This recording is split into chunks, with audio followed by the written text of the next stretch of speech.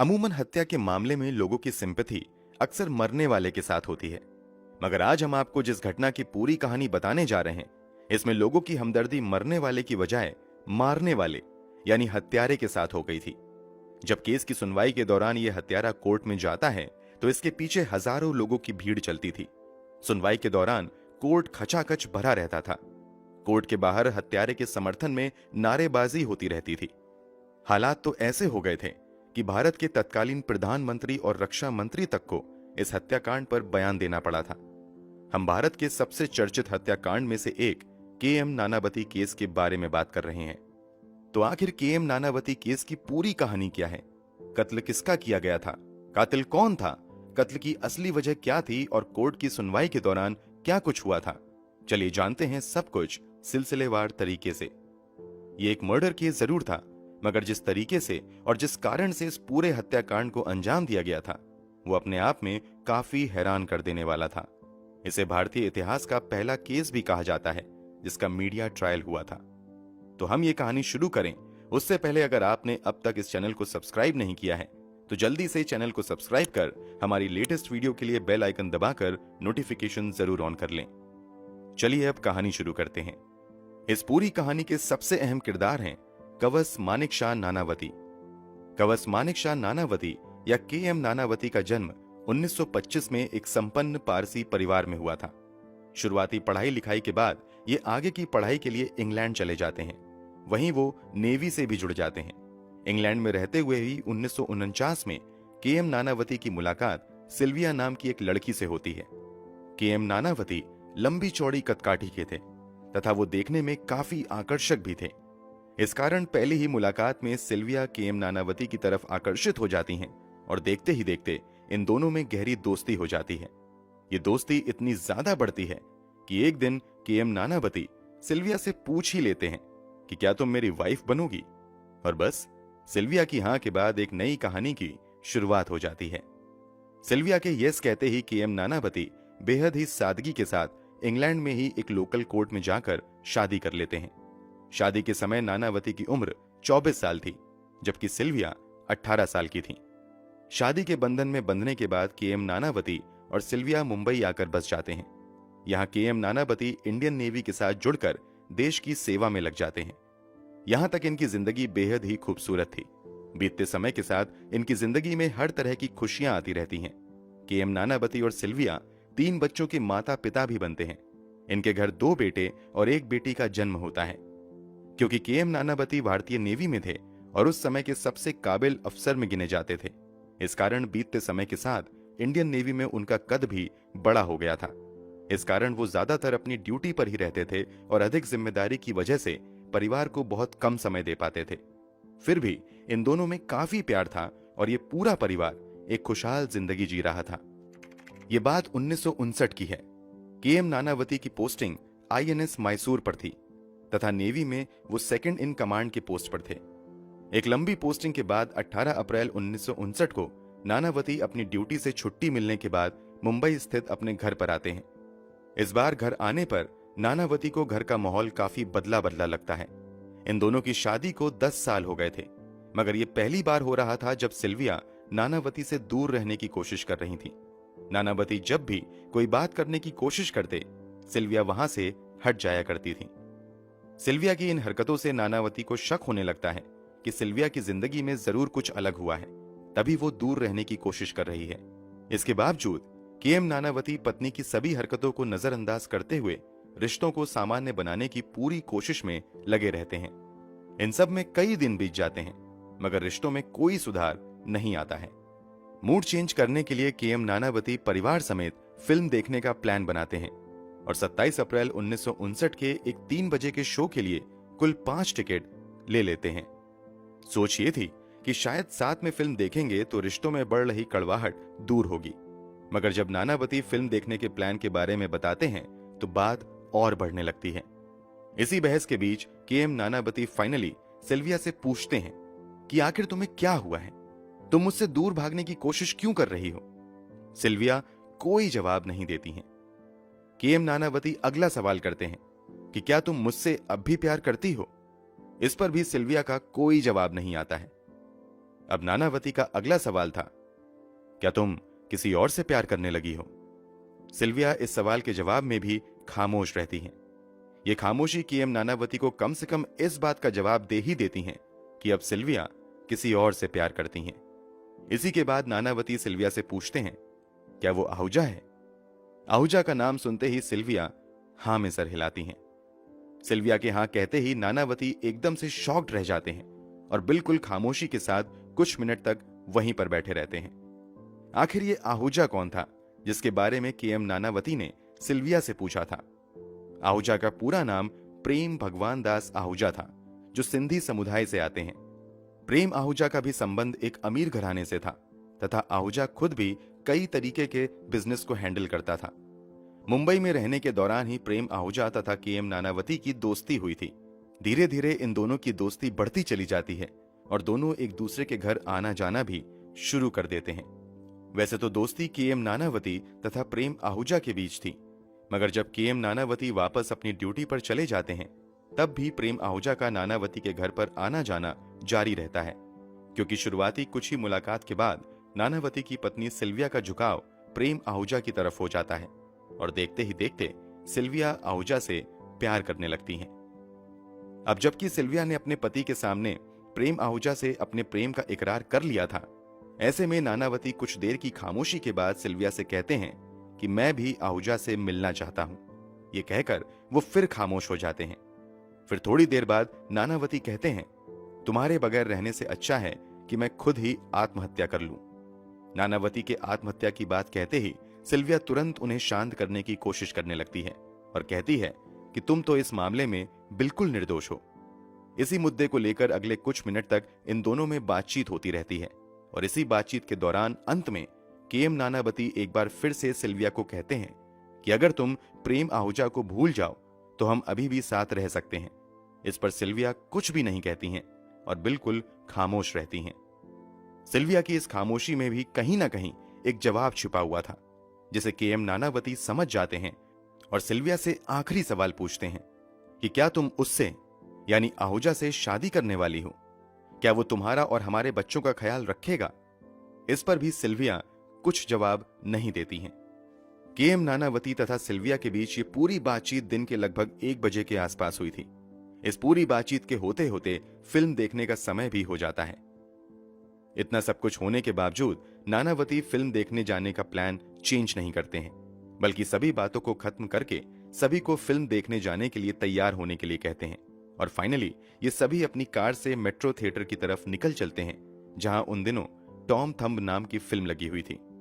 लगभग 3 बजे के आसपास केएम नानावती अपने 3 बच्चों और पत्नी को लेकर मेट्रो थिएटर के पास पहुंच जाते हैं। प्लान के मुताबिक नानावती को भी फिल्म देखनी थी, मगर थिएटर पहुंचने के बाद नानावती सिल्विया से कहते हैं कि तुम बच्चों को लेकर फिल्म देख लो, मुझे कुछ जरूरी काम से बाहर निकलना है।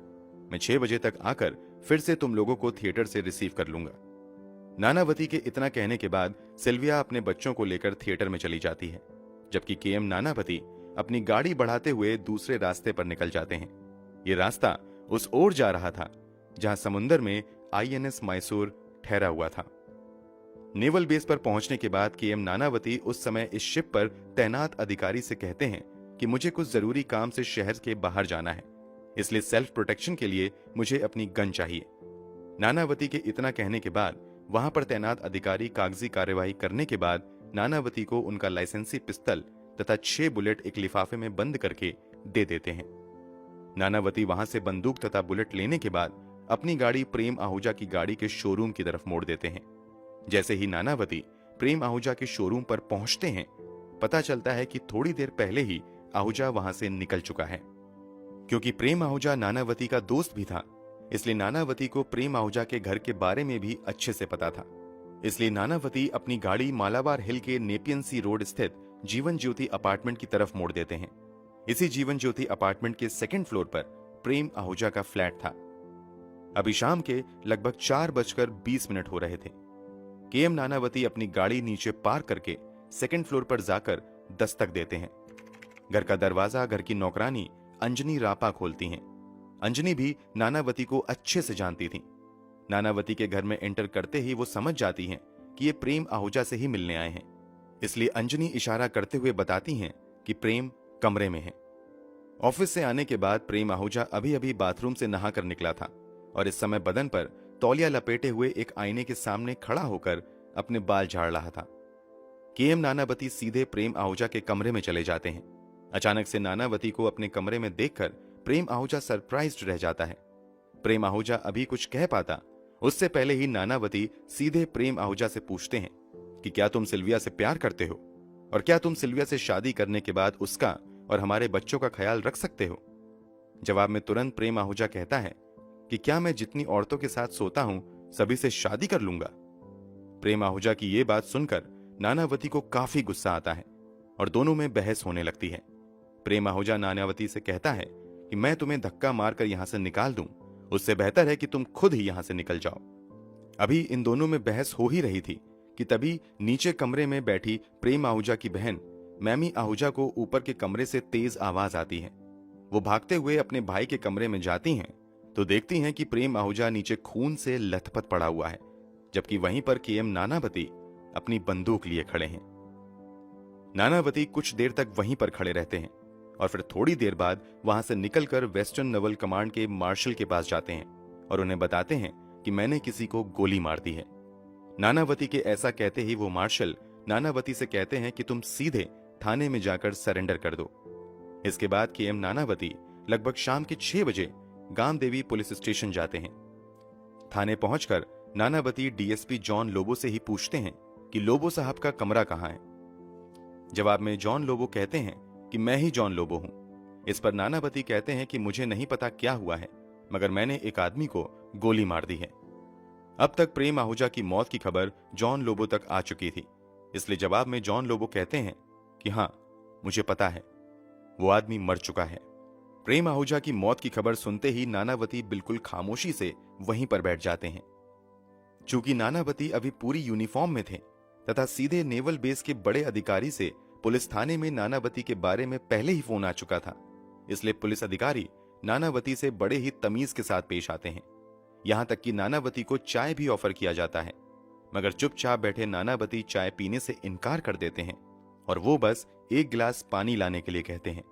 पानी पीने के बाद वो पुलिस अधिकारी को चाबी का गुच्छा देते हुए कहते हैं कि मेरी पत्नी और बच्चे मेट्रो थिएटर में फिल्म देख रहे हैं, ये उन्हें दे देना। अब तक इस मामले की जानकारी मुंबई पुलिस के आला अधिकारियों को हो चुकी थी। वो भी मौके पर पहुंच जाते हैं तथा पूरी प्रक्रिया के बाद नानावती को गिरफ्तार कर लिया जाता है। हालांकि उन्हें जेल में नहीं रखा जाता है, बल्कि पास के ही एक गेस्ट हाउस को जेल में तब्दील कर दिया जाता है और नानावती वहीं रहते हैं। इधर प्रेम आहूजा का पोस्टमार्टम करने के बाद उसके शव का अंतिम संस्कार कर दिया जाता है। पोस्टमार्टम में खुलासा होता है कि प्रेम आहूजा के सीने में 3 गोली मारी गई थी। केएम नानावती पर प्रेम आहूजा की हत्या करने के लिए धारा 302 के तहत मामला दर्ज करते हुए केस की सुनवाई शुरू होती है। इस पूरे मामले की सुनवाई ग्रेटर बॉम्बे सेशन कोर्ट में शुरू होती है। शुरुआती सुनवाई में इस केस में प्रेम आहूजा के वकील की ओर से दलील दी जाती है कि केएम नानावती को जब अपनी पत्नी के अफेयर के बारे में पता चला तो वो गुस्सा हो गया और इसी बात पर उसने घर में घुसकर सीधे प्रेम आहूजा के सीने में गोली मार दी। प्रेम आहूजा के वकील की ओर से यह भी दावा किया जाता है कि यह एक प्री प्लान्ड मर्डर था, जबकि केएम नानावती के वकील की ओर से कहा जाता है कि यह कोई प्री प्लान्ड मर्डर नहीं था, बल्कि हीट ऑफ द मूवमेंट में गोली चल गई। नानावती के वकील की ओर से दलील दी जाती है कि प्रेम आहूजा और सिल्विया के प्रेम प्रसंग के बारे में पता चलने पर केएम नानावती प्रेम आहूजा से अपनी पत्नी तथा बच्चों के भविष्य के बारे में बात करने गए थे। नानावती प्रेम आहूजा से सिल्विया से शादी के बारे में पूछते हैं। इस पर प्रेम आहूजा कोई सटीक जवाब नहीं देता है, बल्कि नानावती से बदतमीजी करने लगता है। इसी बात पर दोनों में तेज बहस होने लगती है और हाथापाई की नौबत आ जाती है। नानावती के वकील के मुताबिक इसी हाथापाई के दौरान नानावती के हाथ से उनका वो लिफाफा गिर जाता है जिसमें उनकी बंदूक थी। बंदूक के नीचे गिरते ही प्रेम आहूजा बंदूक उठाने के लिए लपकता है, मगर उससे पहले नानावती खुद ही अपनी बंदूक उठा लेते हैं। इसके बाद प्रेम आहूजा नानावती से बंदूक छीनने की कोशिश करता है। इसी छीना झपटी में गलती से नानावती से गोली चल जाती है, जिससे प्रेम आहूजा की मौत हो जाती है। नानावती के वकील इस हत्या को गैर इरादतन हत्या का मामला बताते हैं। अब पूरा मामला ऐसा हो गया था कि अगर यह प्री प्लान्ड मर्डर साबित होता तो नानावती को उम्र कैद की सजा हो सकती थी, जबकि अगर यह गैर इरादतन हत्या का मामला साबित होता तो फिर अधिकतम 10 साल की सजा नानावती को मिल सकती थी। कोर्ट में इस पर सुनवाई शुरू होती है और कुछ ही सुनवाई के बाद इस केस की सुनवाई के लिए जूरी मेंबर बैठा दिए जाते हैं। जूरी मेंबर के बारे में आपको बता दें कि ये जूरी मेंबर्स कोई जज नहीं होते हैं, बल्कि समाज में अच्छी पकड़ रखने वाले लोगों को बतौर जूरी बैठाया जाता है और वही पूरी सुनवाई के बाद अपना फैसला देते हैं। अमूमन जो जूरी मेंबर्स का फैसला होता है वही कोर्ट के जज का भी फैसला होता है। इस केस की सुनवाई के लिए कोर्ट की ओर से 9 जूरी मेंबर्स चुने जाते हैं। 9 में 2 पारसी समुदाय के, 2 क्रिश्चियन समुदाय के तथा 5 हिंदू समुदाय के जूरी मेंबर्स थे। अब तक इस मामले की खबर मीडिया में भी लग चुकी थी तथा अखबारों ने अपने अपने हिसाब से खबर चलाना शुरू कर दिया था। उन दिनों मुंबई में एक वीकली अखबार निकलता था। उसने उस पूरे मामले को इस तरीके से कवर करना शुरू कर दिया कि यह सामान्य सा लगने वाला हत्याकांड पूरे सिंधी और पारसी समुदाय के बीच का मामला बन गया। इस अखबार के ओनर एक पारसी थे, के.एम. नानावती भी पारसी थे। इसलिए खबर इस तरीके से लिखे जाने लगी कि देखते ही देखते के.एम. नानावती इस पूरे मामले में हत्या करने के बावजूद पीड़ित बन गए, जबकि प्रेम आहूजा को एक बिगड़ैल प्लेबॉय के तौर पर पेश किया गया। इसका नतीजा यह हुआ कि देखते ही देखते लोगों की हमदर्दी के.एम. नानावती के साथ जुड़ने लगी। बीतते समय के साथ लोगों के दिलों में के.एम. नानावती के लिए हमदर्दी बढ़ती गई। इस कारण लोगों ने नानावती के समर्थन में रैलियां निकालना शुरू कर दी और कोर्ट में नानावती को माफ करने के लिए याचिकाएं भी दायर की जाने लगीं। इस केस को मीडिया में इतनी ज्यादा कवरेज मिलने लगी कि पूरे देश में इस केस की चर्चा होने लगी। केस की सुनवाई के दौरान कोर्ट पूरी तरह भरने लगा। हजारों की तादाद में कोर्ट के बाहर लोग जमा होने लगे। इन सब के बीच केस की सुनवाई होती रहती है। इस पूरी सुनवाई में के.एम. नानावती के वकील इस बात पर जोर देते रहते हैं कि यह सोची समझी साजिश के तहत की गई हत्या नहीं थी, बल्कि गलती से गोली चली, इस कारण उनकी मौत हो गई। जबकि प्रेम आहूजा के वकील की ओर से यह दलील दी जाती है कि अगर इन दोनों में झगड़ा हुआ होता तो जाहिर सी बात है कि प्रेम आहूजा के बदन पर जो तौलिया लपेटा हुआ था वो जरूर खुलकर गिर जाता है। इसके अलावा के.एम. नानावती के यूनिफॉर्म पर भी खून के धब्बे जरूर होते, मगर के.एम. नानावती के शरीर में खून का एक धब्बा भी नहीं है, जो इस बात का सबूत है कि नानावती ने दूर से खड़े होकर सीधा निशाना लगाकर गोली चलाई, जिससे प्रेम आहूजा की मौत हो गई। प्रेम आहूजा के वकील की ओर से यह भी दलील दी जाती है कि अगर गोली गलती से चलती तो एक गोली चलती, जबकि पोस्टमार्टम के मुताबिक प्रेम आहूजा पर 3 गोलियां एक के बाद एक चलाई गईं।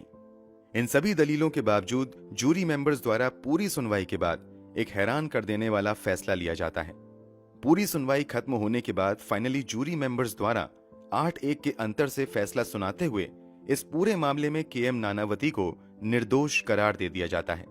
मतलब 9 जूरी मेंबर्स में से 8 मेंबर्स ने माना कि गोली गलती से चली, जिसमें नानावती की कोई गलती नहीं थी, जबकि एक जूरी मेंबर्स का मानना था कि के.एम. नानावती ने जानबूझकर पूरे होशो हवास में गोली मारी है। जूरी मेंबर्स के इस फैसले के बाद पूरे कोर्ट परिसर में जश्न का माहौल हो जाता है।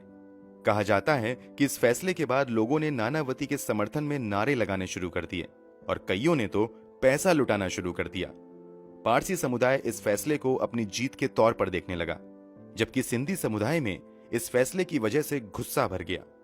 हालांकि जूरी मेंबर्स द्वारा सुनाए गए फैसले के महज चंद घंटे बाद मुंबई सेशन कोर्ट के जज द्वारा जूरी मेंबर्स द्वारा सुनाए गए फैसले में कुछ खामियां बताते हुए इस पूरे मामले को बॉम्बे हाई कोर्ट में ट्रांसफर कर दिया जाता है। मुंबई हाई कोर्ट में अब इस मामले की सुनवाई होती है और लंबी सुनवाई तथा दर्जनों गवाही के बाद बॉम्बे हाई कोर्ट प्रेम आहूजा के वकील की दलीलों को सही मानते हुए इस पूरे मामले में के.एम. नानावती को दोषी करार देता है। मुंबई हाई कोर्ट द्वारा प्रेम आहूजा की हत्या के लिए नानावती को उम्र कैद की सजा सुनाई जाती है। इस फैसले का लोगों द्वारा कड़ा विरोध किया जाने लगता है। इसके बावजूद के.एम. नानावती को जेल भेज दिया जाता है। हत्या करने के 3 साल बाद यह पहला मौका आया था जब नानावती जेल भेजे गए थे। जब नानावती को जेल भेजा जा रहा था तो आखिरी बार वो हजारों की भीड़ के सामने जेल के गेट पर अपनी पत्नी को आखिरी बार गले लगाते हैं और उसे किस करते हुए अलविदा कहते हैं। यह तस्वीर एक बार फिर से जबरदस्त तरीके से चर्चा का विषय बनती है और इस तस्वीर के जरिए मीडिया के कुछ खास वर्ग द्वारा यह संदेश देने की कोशिश की जाती है कि के.एम. नानावती ने जो किया वो अपनी पत्नी की इज्जत बचाने के लिए किया था। वो एक आदर्श पति और पिता होने का फर्ज निभा रहे थे। लोगों के बढ़ते विरोध के बीच अचानक से महाराष्ट्र की नई नई राज्यपाल बनाई गई विजय लक्ष्मी पंडित की ओर से कहा जाता है कि जब तक इस मामले में अब सुप्रीम कोर्ट का फैसला नहीं आ जाता, तब तक नानावती जेल के बाहर ही रहेंगे। हालांकि सुप्रीम कोर्ट की फटकार के बाद राज्यपाल का यह फैसला बदल जाता है। अब इस मामले की सुनवाई सुप्रीम कोर्ट में शुरू होती है। सुप्रीम कोर्ट में अरसे बाद एक मर्डर केस के मामले की सुनवाई संवैधानिक बेंच कर रही थी। यहां लंबी सुनवाई चलती है और फाइनली 24 नवंबर 1961 को सुप्रीम कोर्ट भी मुंबई हाई कोर्ट के फैसले पर अपनी मुहर लगाता है। यानी सुप्रीम कोर्ट द्वारा भी के.एम. नानावती को प्रेम आहूजा की हत्या का दोषी करार देते हुए उम्र कैद की सजा सुनाई जाती है। सुप्रीम कोर्ट द्वारा जरूर के.एम. नानावती को सजा सुना दी गई थी, मगर लोगों का समर्थन नानावती के लिए कम होने का नाम नहीं ले रहा था। सुप्रीम कोर्ट ने भले ही अपना फैसला सुना दिया था, मगर अभी नानावती को राज्यपाल द्वारा माफ किया जा सकता था, और वो राज्यपाल कोई और नहीं बल्कि विजय लक्ष्मी पंडित थी। विजय लक्ष्मी पंडित भारत के तत्कालीन प्रधानमंत्री पंडित जवाहरलाल नेहरू की बहन थी। ऐसा कहा जाता है कि विजय लक्ष्मी पंडित भी के.एम. नानावती के समर्थन में थी और वो भी चाहती थी कि नानावती को माफ कर दिया जाए।